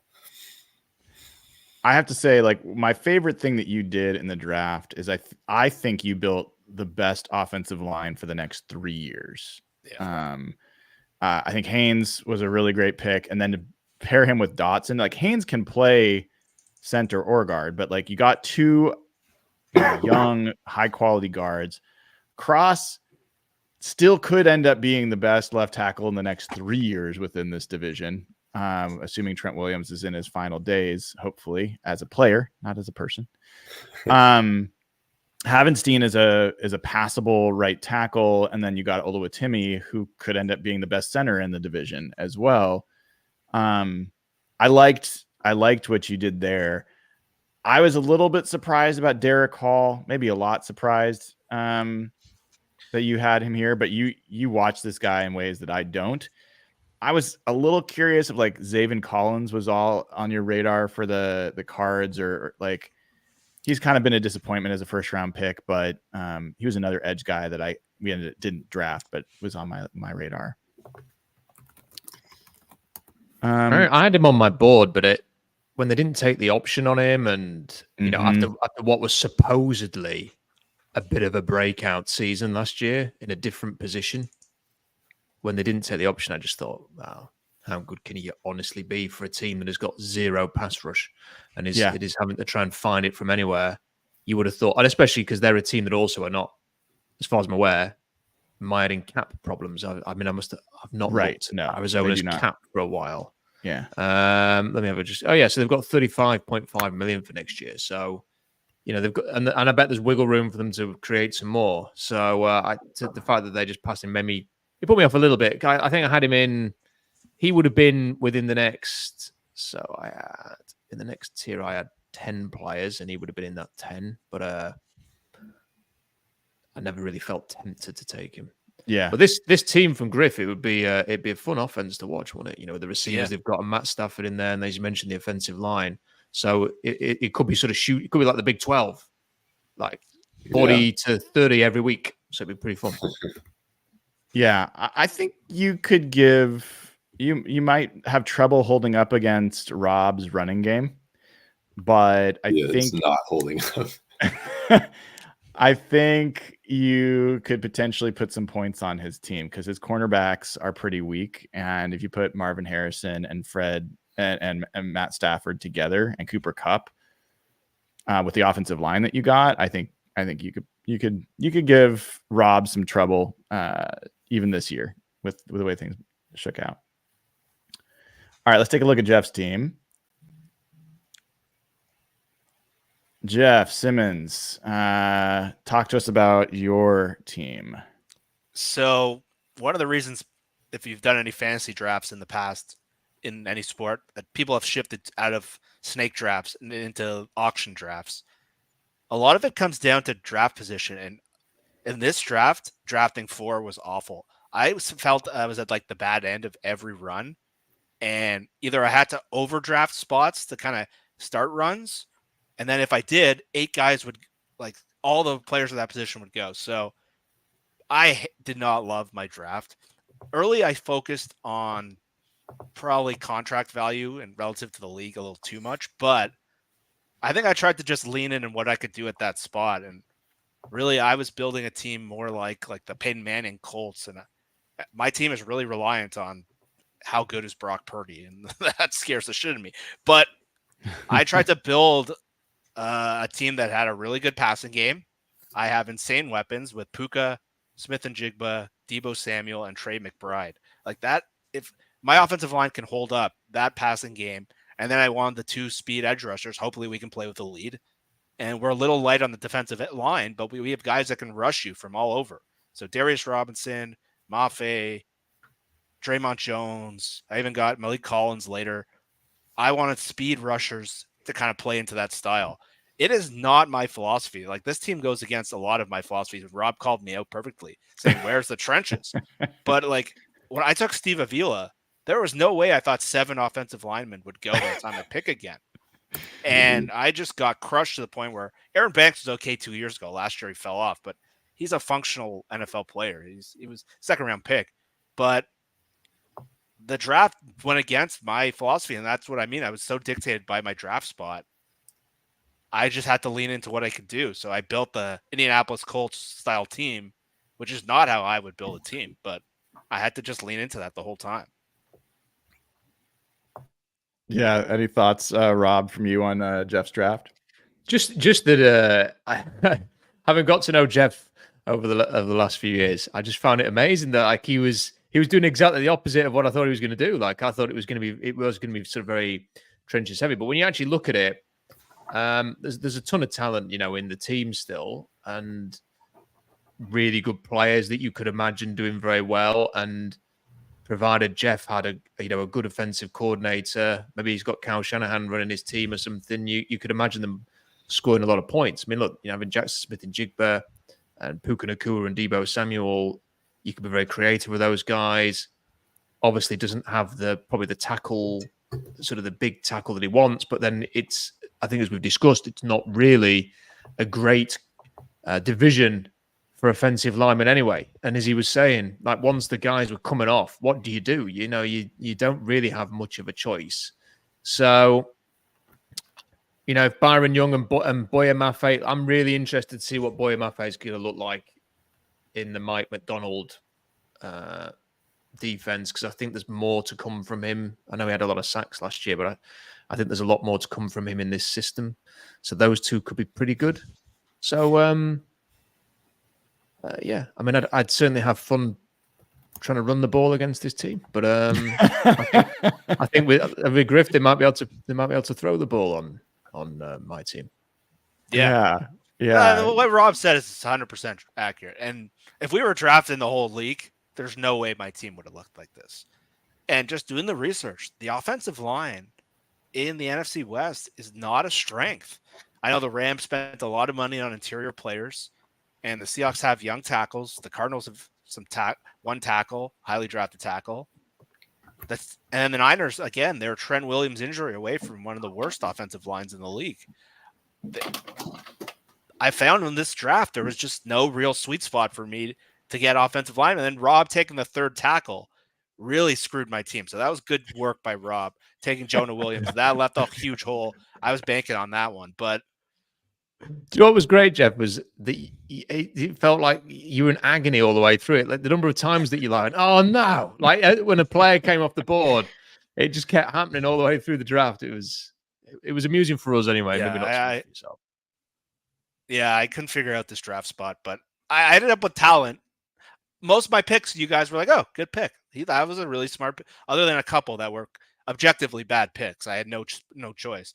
But yeah, doing this again, I would probably have to overdraft offensive line, but then I'd feel weak at the other spot. So I don't know. That's a real that I came into this with the same concern strategically as like, I got to get the offensive line. But if I do that, I'm going to be pushing down better players. And like, is that ever a good draft philosophy to draft inferior players? It's the John Schneider flaw. It's like, it gives me more empathy for what John Schneider did for a number of years, which is like, hey, it's a thin position in the draft. So I'm going to push them up the board and get the best of a thin position, but pass on the best of other positions that are deeper. I think it's a flawed philosophy, but like, I felt the same pull. I was like, I really should draft more offensive. Like Christian Haynes, it says a ton that I think we all had Christian Haynes pretty high, like one of the top 3 offensive linemen to be drafted in this entire division based off the next 3 years. He hasn't even played a snap yet. Like it's just not a good division for other than the Rams for that group. Can I just say the one thing that Jeff didn't do that John Schneider, Jeff could easily have, if he had a free agency, gone and signed some offensive linemen to mitigate the problem before he got into the draft. And Jeff didn't pass on any really good offensive linemen year after year as well. So that was I suppose that's the other side of the argument to that. Jeff, do you want to complete the John Schneider imitation by saying, we got calls, everybody wanted George Fant. We like 7 teams were trying to trade up to get him, but we were really happy he fell to us. Yeah, I felt for him a little bit, but yeah, I couldn't go than that philosophy. I've criticized that philosophy. So like I took Deebo Samuel as my 3rd receiver, probably over an offensive line, because I need to lean into what I could do. And I'm sure there are other guys. And that double pick where I took Byron Young and Boya Mafe, like I could have taken 2 tackles and just leaned into offense all the way. But early on, the one thing I struggled with was Puka Nacua versus Fred Warner. And I really leaned into that like contract value relative to the rest of the league and maximizing. I don't know if that's the goal of this exercise after we've done this. Maybe I shouldn't have leaned so much into that, but I probably would have gone Fred Warner if I could do this again. Well, I mean, if your quarterback ends up being what he's been, you got the 24-year-old franchise quarterback, not for his next 3 years. You're set up better at quarterback than any of us, and that's the most important position. So that's what I leaned into the whole time. That's a big one. But the good thing is, with my offensive line so bad, Brock Purdy might get killed. So that's not the worst thing for us Seahawks fans. Griff, any thoughts on Jeff's draft before we look at my draft? Yeah, I mean, like I totally sympathize with what Jeff would have rather have done and what he was trying to do, given just the constraints of where the depth was and everything. I think the Draymond Jones pick was a really good value pick where he went. Serviceable safety room, especially at a point when the safeties were really drying up. Yeah, I think someone said in the comments after a year or two there could be some development as well. But yeah. All right, let's look at my draft last. I came in with a let's say where's my number 1 pick. I came in with a real goal of building one side of the ball and exiting this draft feeling like I aligned to my draft strategy and my philosophy. And so that shows up here. And let me just finish putting in all the positions and then we'll talk. I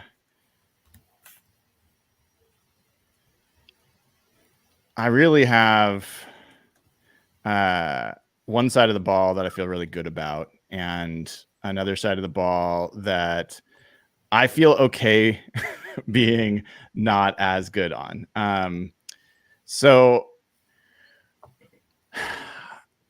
I think Byron Murphy potentially could end up being the most valuable player in this draft. Here, Marvin Harrison Jr., if he hits the way I hope he will hit, a defensive tackle on a rookie deal can be incredibly valuable. And so excited about that. I think pairing him with the runner-up to the Rookie of the Year last year and Kobe Turner, I think he was runner-up, gives you just a really good inside group. I have then Jared Verse with them. So I've got 3 guys either in their first or second year there that I feel really good about on the line. So my pass rush, I feel like, is going to be pretty strong. I got who I think is, at least right now, the best wide receiver in the division, and maybe the second best corner, depending on how you look. I feel good about every level of my defense. I could have gone for another linebacker. Jerome Baker was a guy that I think Griff, who took Jerome Baker? I did, Griff yeah. did. Yeah, you snaked him from me. I was going to add him to Ernest Jones, but feel good about him. I feel really good about my safeties with Jalen Thompson and Hufanga. I don't love my offensive line. That's my biggest criticism. And I just don't have a lot of playmakers. It's going to be a ground and pound kind of team that has to win the 14-10 kind of games, as opposed to a team that's going to really put up a ton of points. So that was kind of, I feel pretty good actually about how things turned out for my draft. But I know that there's some pretty clear weaknesses as well. Griff, what are your thoughts? Yeah, I like what you were doing. You definitely built up the D line. I agree that Ayuk is the best receiver in the division right now. I think you have really good balance in your back seven. I don't know. I like your team. I like your team. Yeah, Rob, how about you?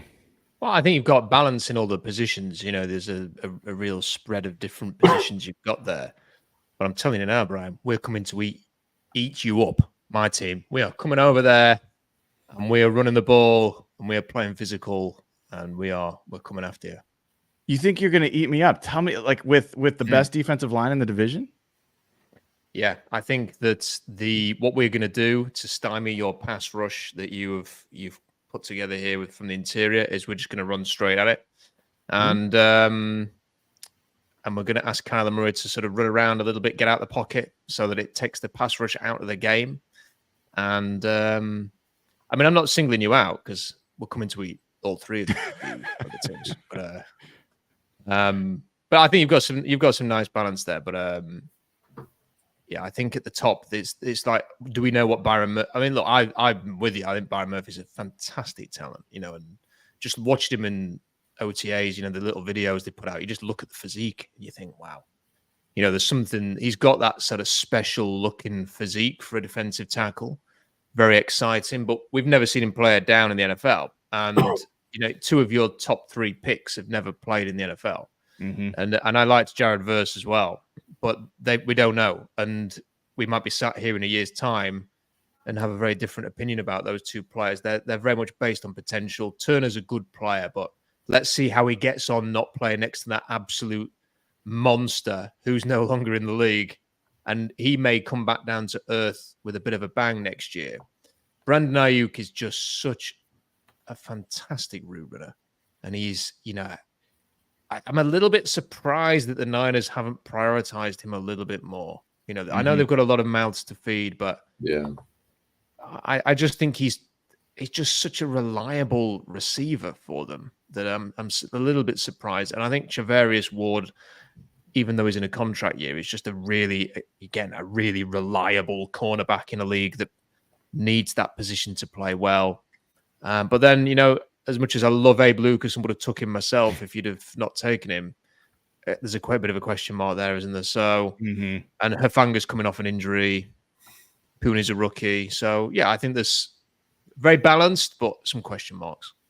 Yeah, Jeff, I definitely, you talked about positional value and contract value, and I came into this really emphasizing the 3-year horizon and like wanting to have a team that by if year 3 like things worked out, they were going to be, the powerhouse. But there's a lot of risk in this. I'm curious, any thoughts you had on this draft?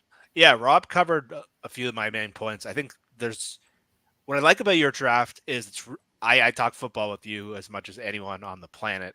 It is really, you did kind of the opposite of what I did. You went in and built the team in your style.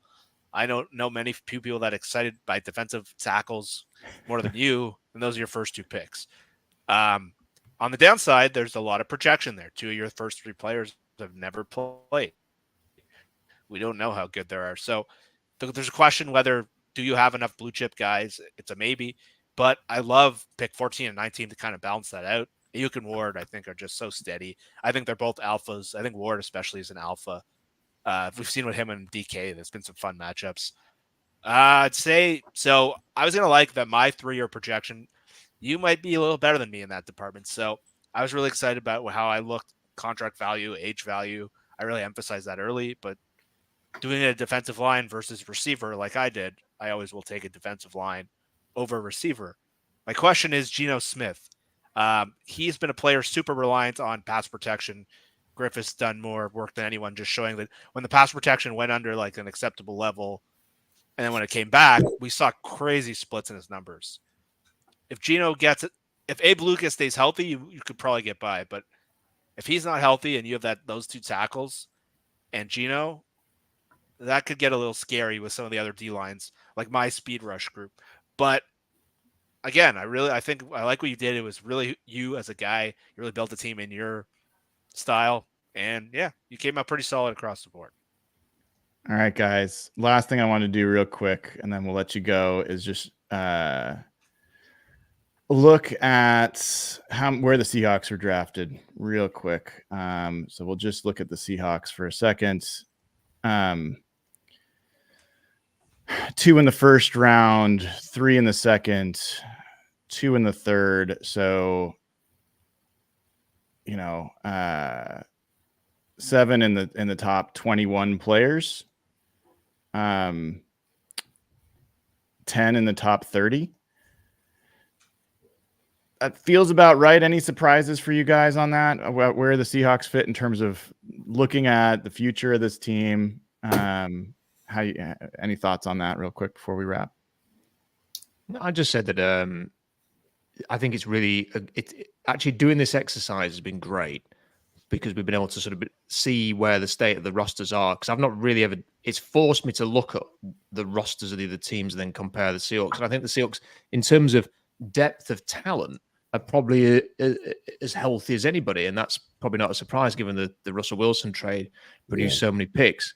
But when you look at the top of the the players that we're talking about here, the Seahawks have a lot of talented players, and they need those players to go on and become not just good players, but great players. So not even necessarily after this year, but in 2 years' time, if we were sat here doing something like this, we need Devin Witherspoon to be, we need to think, wow, Devin Witherspoon, look what he's become under Mike McDonald. I think he's got the perfect defensive coach to help him get there. We need Byron Murphy to be one of the top 2 defensive linemen because I don't think Bosa's going anywhere in the division. We need Smith and Jigba, we need Metcalf, we need Maffei to really take a step forward now. And maybe there's some other names that need to emerge. That's what the Seahawks lack. They've got talent, they've got some nice depth, but they don't have superstars. That's what the Niners have. So this is where the Seahawks need to get now. They need some of these guys to take the next step. And I think we've got the coaching staff that can help them get that. Yeah. 27 out of 80 players. So I was a little worried like we're going to be too homerish with the Seahawks, but I don't think so. I don't know, Griff, any closing thoughts from you on this process on doing this for the first time? Anything you learned? Well, like Rob said, the usefulness in the exercise, you really start to see where it kind of like that rung of talent just below the cream of the crop, but above like the role players. think the Seahawks are really strong there. I think they've got maybe the most volume of players there, honestly, and then a lot of those players that there's still room to improve, right? So I mean, Charles Cross could find himself in the cream of the crop, but he's not there. But he's kind of in that space in between the stars and like the supporting cast.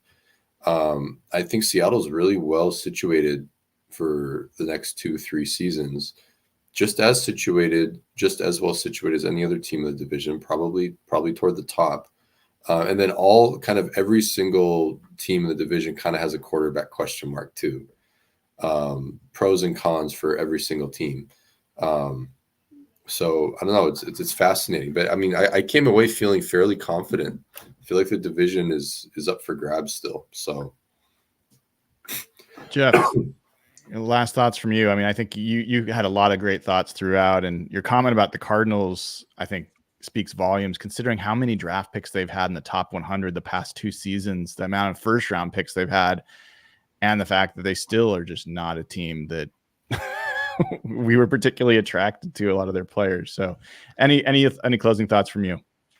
Yeah, I really want to just reemphasize on Rob's point about how much Seattle needs Murphy and Witherspoon to become stars, because that can really round out the roster. And Griff said perfectly. I talked to someone in personnel last year about the Seahawks, and they said league wide, if you looked at their roster from like 8 to 40, they had more like good ascending players than almost any other team.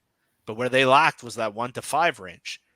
And these 2 drafts, they need that area of their team, or else it's going to be hard for them to progress as good as they've done in those other ranges. Because getting the 8 to 40 is really important. Their depth is really good at a lot of spots. We obviously know where they do have holes, but what they need for this team to kind of get out of that mediocrity is those top end guys. And Murphy and Witherspoon are like, look, they went top 4 in this draft. Like, that's shocking to what it would have been a year ago or 2 years ago. So if those 2 guys hit at the level we think they can, I think the ceiling of the Seahawks is going to dramatically raise, because that is a big hole in their roster outlook right now. And getting those 2 guys has been super fortunate. I think getting Murphy in this draft, if Murphy didn't go to the Seahawks in this draft, they would have ended up likely with one of the defensive backs and a move down based on people we've talked to, based on what Brady said. And then I'd be feeling a lot worse about the state of their roster. And so some people will call that luck, but you need luck. Like the Ravens lucked into Lamar Jackson. Texans lucked into CJ Stroud. Like, you need that thing of luck to kind of escalate this whole thing. And that Byron Murphy luck by Penix going there, and then a couple other guys, that could change the course of the direction of this team because of how bad things could have went had it gone the other way. Well said. We'll end there. I want to thank Griff Sturgeon at C-Mike Spin Move, Rob Staton at Rob Staton, and Jeff Simmons at Real Jeff Simmons. Thank you all for the prep work and for the 2+ hours of mock drafting through 10 rounds of the NFC West. First time we've ever done this. I had a bunch of fun, so I really enjoyed it. I learned a lot. The process helped me learn a lot. And we'll have a lot to talk about and dissect as we come through this. So thank you all for coming on the show. And thanks to everybody. If you haven't already given the show a like and click subscribe, please do so. And then go over to patreon.com/hawkblogger, sign up, get access to the audio version of this right away with no ads. So if you don't want to hear this with ads, that's the way to do it. Patreon.com/hawkblogger. Until tomorrow, where I'll be back with Hawk Blogger Mornings. Have a great rest of your Sunday. Take care.